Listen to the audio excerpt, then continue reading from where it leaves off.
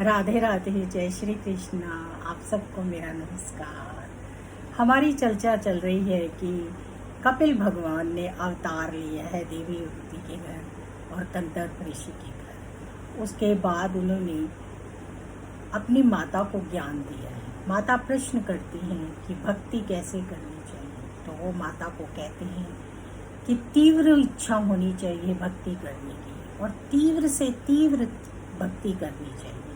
भगवान की भक्ति करना बहुत ही जरूरी है। हमें भगवान की लगन होनी चाहिए।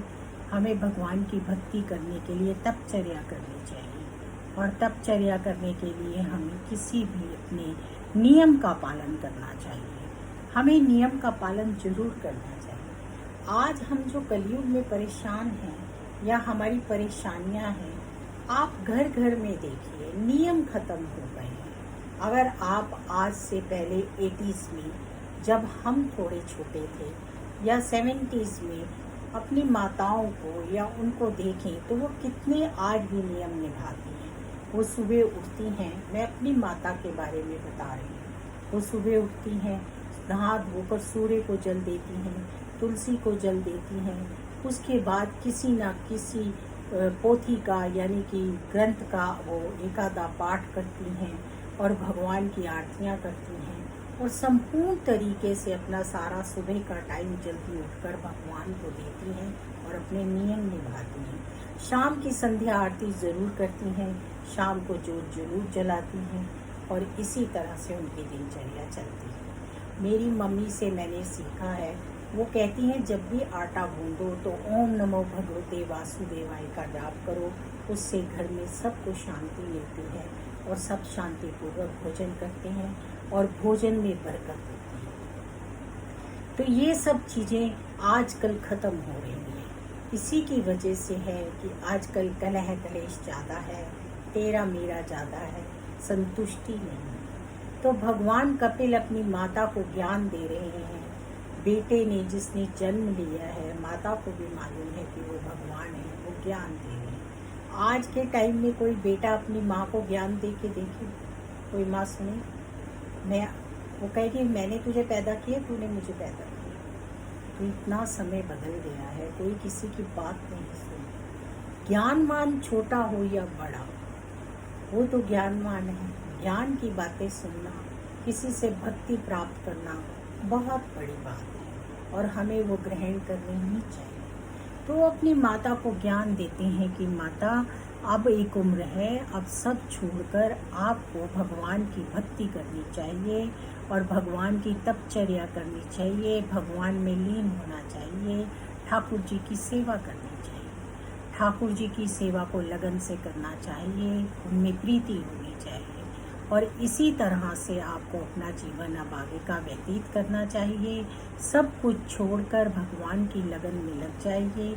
ईश्वर की लगन में ही हम सारा कुछ प्राप्त कर सकते हैं। कपिल भगवान का जन्म ज्ञान के लिए हुआ था। उन्होंने सबको ज्ञान दिया और ये बताया कि हमें किस तरह से तीव्र भक्ति होने की जिज्ञासा होनी चाहिए।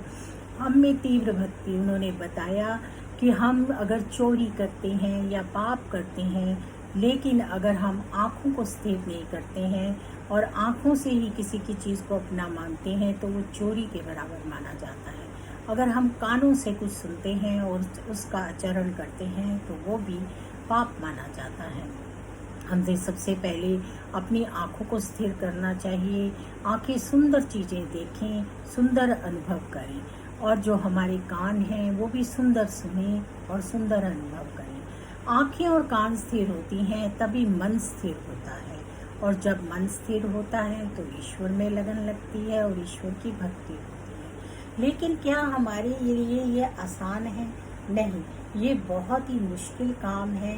मन बहुत चंचल है, एक सेकंड में मन इधर से उधर हो जाता है, और उसके लिए क्या जरूरी है? सत्संग करना।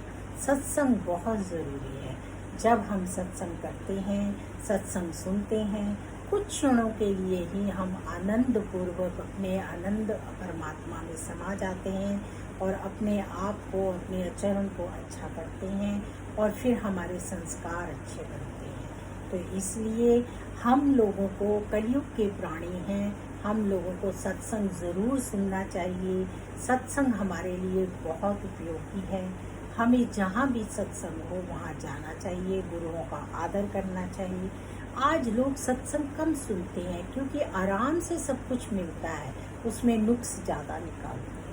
आप लोगों को जो अच्छा लगता है आप वो ग्रहण कीजिए ना, उसको जो बोल रहा है उसके नुक्स मत निकालिए। आपको वो बोल के बता तो रहा है, इसलिए आप उतना ग्रहण कीजिए। इसलिए सत्संग में बहुत प्रेम होना चाहिए, भक्ति पूर्वक। हमारे देश में कितने बड़े बड़े संत हैं जो इतने अच्छे सत्संग करते हैं। मैं खुद मुरारी बापू का सत्संग सुनती हूँ और मैं उसमें रम जाती हूँ। वो इतनी अच्छी भागवत करते हैं, इसी तरह से राम कथा करते हैं, इसी तरह से भागवत करने वाले तो कितने ही हैं। छोटी छोटी कितनी अच्छी कन्याएं हैं जो भागवत करती हैं और उनको सुनकर मन जो है कृष्ण में रम जाता है। तो हमें सत्संग का आचरण जरूर करना चाहिए। और जाने अनजाने में जब आप सत्संग सुनेंगे तो आपके घर के बच्चे ना भी चाहेंगे तो भी उनके कानों में कुछ ना कुछ जाएगा और इससे उनका आचरण अच्छा होगा। मैंने आपको पहले भी बताया है कि जैसा हम भाव बचपन से बनाते हैं, एकदम से बुढ़ापे में अचानक हम कुछ नहीं कर सकते हैं। ये अभ्यास बचपन से करना पड़ता है। तो बचपन से ही अपने बच्चों को अभ्यास कराइए ताकि वो अपने जीवन में अच्छे संस्कार पा सकें।